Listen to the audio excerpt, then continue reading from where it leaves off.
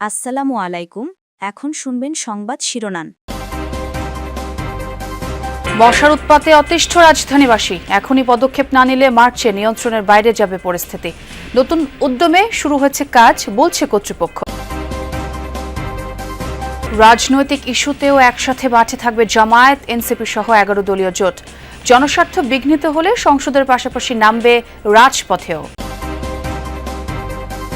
যাত্রাবাড়িতে যাত্রী ওঠানোর সিরিয়াল নিয়ে দ্বন্দ্বেই হত্যার শিকার লেগুনা চালক খায়রুল, জানালো র্যাব। পাওয়া যায়নি চাঁদাবাজি কিংবা রাজনৈতিক সংশ্লিষ্টতা। বান্দরবানের রুমায় সেনাবাহিনীর সদস্যদের সাথে গোলাগুলিতে এক সশস্ত্র জেএসএস সদস্য নিহত, আগ্নেয়াস্ত্র ও গোলা বারুদ উদ্ধার। অনিশ্চিত মার্কিন বাণিজ্য চুক্তির ভবিষ্যৎ, পরিশোধ করা বাড়তি শুল্ক ফিরে পেলেও নতুন সিদ্ধান্তের স্থায়িত্ব নিয়ে দুশ্চিন্তায় ঢাকা। শেরপুরে ব্রহ্মপুত্র নদে অপরিকল্পিত ড্রেজিংয়ে বিলীন হচ্ছে ঘরবাড়ি, আবাদি জমি। প্রভাবশালীদের বিরুদ্ধে অভিযোগ স্থানীয়দের, ব্যবস্থা নেওয়ার আশ্বাস প্রশাসনের। আসসালামু আলাইকুম। এতক্ষণ দেখছিলেন সংবাদ শিরোনাম, এখন দেখবেন বিস্তারিত। মশার বাড়ন্ত এখন পৌঁছে গেছে ধৈর্যের শেষ সীমায়। গবেষণায় উঠে এসেছে গত এক মাসে মশা বেড়েছে 40%। তাই আগামী এক মাসের মধ্যে এই পরিস্থিতি নিয়ন্ত্রণ করা না গেলে পরিণতি হবে ভয়াবহ। তবে সিটি কর্পোরেশনের দাবি, নতুন উদ্যমে শুরু হয়েছে কাজ, আগামী 10 থেকে 15 দিনের মধ্যেই মিলবে সুফল। রাজধানীর আগারগাঁও এলাকা বিকেল হলেই মশার উৎপাতে স্থির হয়ে বসা দেয়। কয়েলের ধোঁয়াকেও তোয়াক্কা করে না মশার এই বিশাল মিছিল। দিনের বেলা ঘরে বসতে পারি না, কথা কইলে মুখে ঢুকে যায়, নাকে ঢুকে যায়। অনেক মশার জন্য থাকা যায় না। আমাকে মশা একটু টয়লেটে যাবি, হেও মশা। ড্রেনগুলো একটু ঠিক মতন পরিষ্কার না। এই এলাকার পাশের খালেই যেন চলছে কিউলেক্স মশার চাষ।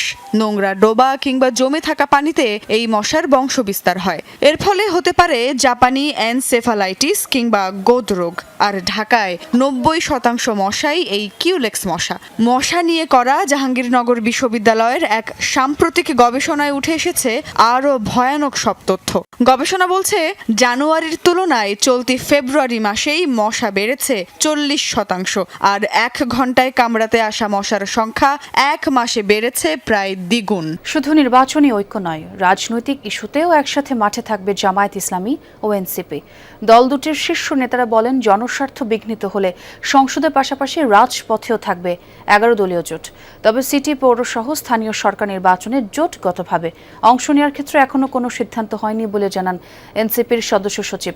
যদিও মাঠ পর্যায়ে নেতাদের দলগত কাজ করার নির্দেশনা দেওয়া হয়েছে বলে জানিয়েছেন জামায়াত মুখপাত্র। ত্রয়োদশ জাতীয় সংসদ নির্বাচনে ঐক্য করে জাতীয় নির্বাচন করে জামায়াত ইসলামী ও জাতীয় নাগরিক পার্টি এনসিপি। জুলাই যোদ্ধাদের নেতৃত্বাধীন এনসিপি এই জোট নিয়ে সমালোচনায় ছিল। দল ছাড়েন নারী নেত্রী সহ বেশ কয়েকজন। এরপরও ঐক্য অটুট রেখে নির্বাচনে 77 আসন পায় জামায়াত এনসিপির 11 দলীয় জোট। সেই ধারাবাহিকতায় তাদের নির্বাচনী ঐক্য এখন রাজনৈতিক ঐক্যে রূপ নিয়েছে। নতুন এই রাজনৈতিক জোট নিয়ে প্রশ্ন ছিল এনসিপির সদস্য সচিব আক্তার হোসেনের কাছে। জানান, নির্বাচনী ঐক্যের ধারাবাহিকতায় তারা একসাথেই আছেন, থাকবেন রাজনৈতিক কার্যক্রমেও। জাতীয় নাগরিক পার্টি এনসিপি এবং বাংলাদেশ জামায়াতে ইসলামী আমাদের মধ্যকার নির্বাচনী যে ঐক্য, সেই ঐক্যের ধারাবাহিকতা এখনো পর্যন্ত এটা চলমান আছে। জামায়াত বলছে 11 দলীয় জোটের মধ্যে 4 দলের সংসদে প্রতিনিধিত্ব আছে। সংসদের পাশাপাশি রাজনৈতিক বিভিন্ন দাবিতে একসাথে মাঠে থাকবেন তারা। জোট সাধারণত যেটা হয়েছে অতীতে, যে জোটে থাকলে একজন আহ্বায়ক থাকেন। রাজধানীর যাত্রাবাড়ি এলাকায় লেগুনা চালক খায়রুল ইসলাম হত্যাকাণ্ডে নতুন মোড়। র্যাব বলছে, চাঁদাবাজি নয়, যাত্রী ওঠানোর সিরিয়াল নিয়ে তৈরি দ্বন্দ্বেই পিটিয়ে হত্যা করা হয় খায়রুলকে। এ মামলায় এজাহারভুক্ত 3 আসামি প্রাথমিক জিজ্ঞাসাবাদে এই তথ্য জানায়। র্যাব 10 জানায়, লেগুনায় যাত্রী ওঠানোর সিরিয়াল নিয়ে বিরোধের এক পর্যায়ে দলবদ্ধভাবে লেগুনা চালক খায়রুলকে মারধর করলে তিনি মারা যান। এই ঘটনায় এখন পর্যন্ত চাঁদাবাজি কিংবা রাজনৈতিক সংশ্লিষ্টতা পাওয়া যায়নি। 20 ফেব্রুয়ারি শুক্রবার বিকেলে যাত্রাবাড়ির চিটাগং রোডে নির্মমভাবে পিটিয়ে হত্যা করা হয় লেগুনা চালক খায়রুলকে। এ ব্যাপারে তার স্বজনদের দাবি, চাঁদা না দেয়ায় হত্যা করা হয়েছে তাকে। বিষয়টি সামাজিক যোগাযোগ মাধ্যমেও ভাইরাল হয়। ঘটনার একদিন পরেই যাত্রাবাড়ি থানায় খায়রুলের বাবা 8 জনের নাম উল্লেখ সহ অজ্ঞাত আরও 4 থেকে 5 জনকে আসামি করে হত্যা মামলা দায়ের করেন।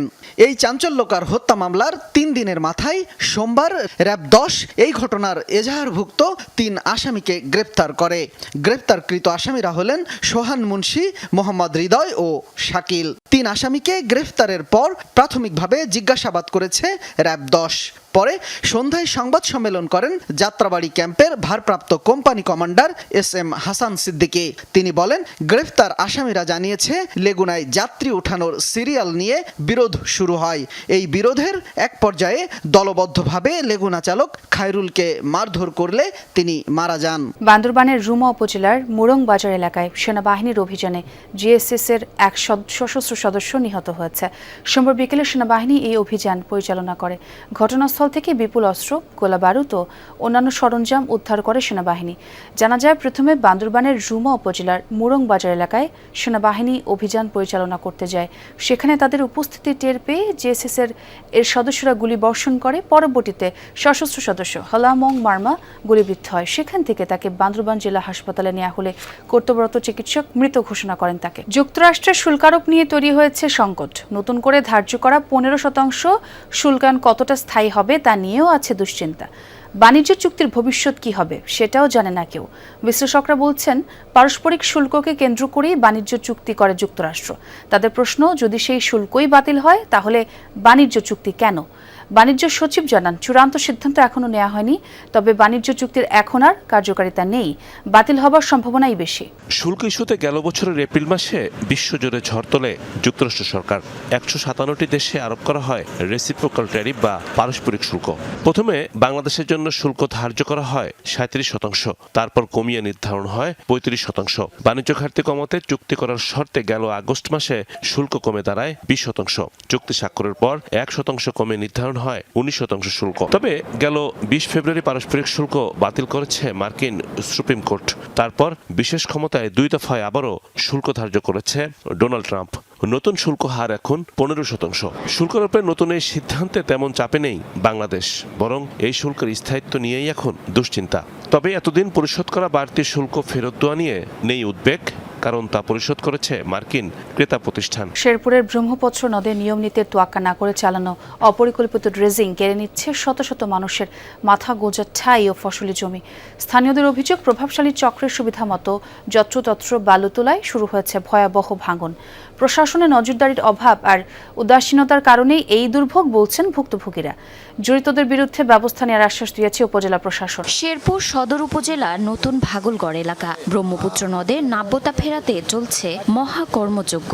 তবে প্রদীপের নিচেই রয়েছে অন্ধকার। সরকারি মহাপরিকল্পনার অংশ হিসেবে 2018 সালে ব্রহ্মপুত্র নদের নাব্যতা ফেরাতে 169 কোটি টাকার ক্যাপিটাল ড্রেজিং প্রকল্পের উদ্বোধন করে BIWTA। কাজ শেষ করার কথা ছিল 2024 সালের নভেম্বর মাসে। এক দফা মেয়াদ বাড়িয়ে করা হয় 2027 সালের নভেম্বর পর্যন্ত, কিন্তু এখনো শেষ হয়নি 50 ভাগ কাজও।